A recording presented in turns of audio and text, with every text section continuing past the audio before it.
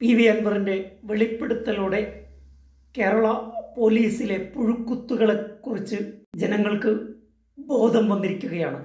വളരെ പഴകിയ വ്യവസ്ഥയുടെ അവശിഷ്ടമായിട്ടാണ് ഇന്നും നമ്മുടെ പോലീസ് പ്രവർത്തിക്കുന്നത്. ADGP റാങ്കിലുള്ള ഒരാൾക്ക് സങ്കല്പിക്കാൻ കഴിയുന്നതിനപ്പുറമുള്ള കുറ്റകൃത്യങ്ങളിൽ അദ്ദേഹം ഏർപ്പെടുന്നു. അനധികൃതമായി പണം സമ്പാദിക്കുന്നു. അധികാരം തന്നിലേക്ക് കേന്ദ്രീകരിക്കുന്നു.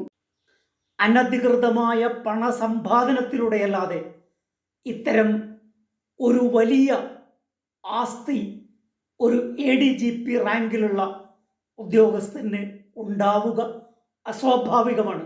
സ്വർണ്ണക്കടത്തിൻ്റെയും അതുപോലെയുള്ള രാജ്യദ്രോഹ പ്രവർത്തനത്തിനും നേതൃത്വം നൽകുന്ന ആളാണ് കേരളത്തിൻ്റെ ക്രമസമാധാന ചുമതല നിർവഹിക്കുന്ന ADGP റാങ്കിലുള്ള ഉദ്യോഗസ്ഥൻ എന്നത് നമുക്ക് സങ്കല്പിക്കാൻ പോലും കഴിയില്ല. അനധികൃതമായി ഇല്ലീഗലായി ഇവിടെ കൊണ്ടുവന്ന സ്വർണം ഈ സംഘം അന്വേഷണ ഉദ്യോഗസ്ഥർ തട്ടിയെടുക്കുന്നു. ഇതാണ് പണം സമ്പാദിക്കാൻ ADGP അജിത് കുമാറും സുജിത് ദാസും അതുപോലെയുള്ള IPS റാങ്കിലുള്ള ഉദ്യോഗസ്ഥന്മാർ കണ്ടെത്തുന്ന ഒരു മാർഗം.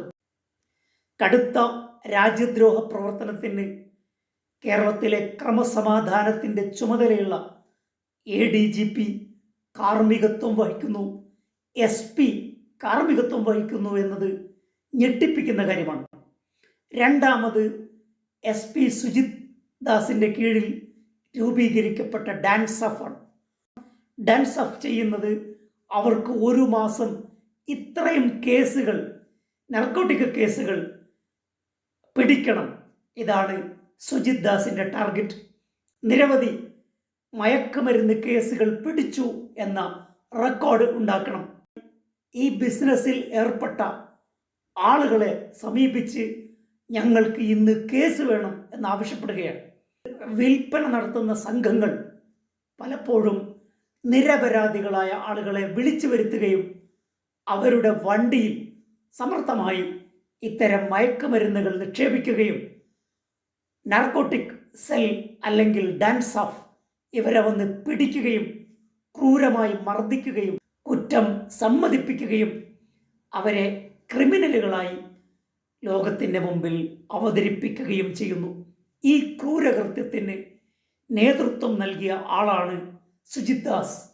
അദ്ദേഹം മലപ്പുറം SP ആയിരുന്ന 3 വർഷവും നിരവധി മനുഷ്യരെ ഇങ്ങനെ പീഡിപ്പിക്കുകയും കൊല്ലുകയും ചെയ്തിട്ടുണ്ട്. അദ്ദേഹത്തിൻ്റെ കീഴിലുള്ള ഡാൻസഫാണ് താനൂരിലെ താമർ ജിഫ്രിയെ കൊന്നത്. നിരവധി അലിഗേഷൻ ഇപ്പോൾ സുജിത് ദാസിനെതിരെ ഉയർന്നു വരുന്നു. പോലീസ് വ്യവസ്ഥ ഇത്രയും ദുഷിക്കാൻ ഉണ്ടായ കാരണം ആഭ്യന്തര വകുപ്പിൽ പ്രവർത്തിക്കുന്ന പൊളിറ്റിക്കൽ സെക്രട്ടറിയായ P ശശിയാണ്. നായനാർ മുഖ്യമന്ത്രിയായിരുന്ന കാലത്ത് അദ്ദേഹം പൊളിറ്റിക്കൽ സെക്രട്ടറി ആയിരുന്നു. സംഘപരിവാറിൻ്റെ എക്കാലത്തെയും ആശയമായിരുന്നു അബ്ദുൽ നാസർ മദനിയെ അറസ്റ്റ് ചെയ്യുക എന്നത്.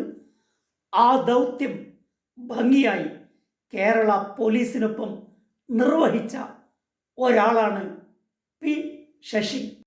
അജിത് കുമാറിനെയും P ശശിയെയും താക്കോൽ സ്ഥാനങ്ങളിൽ നിർത്തി നടത്തുന്ന അന്വേഷണം പ്രഹസനമായിരിക്കും.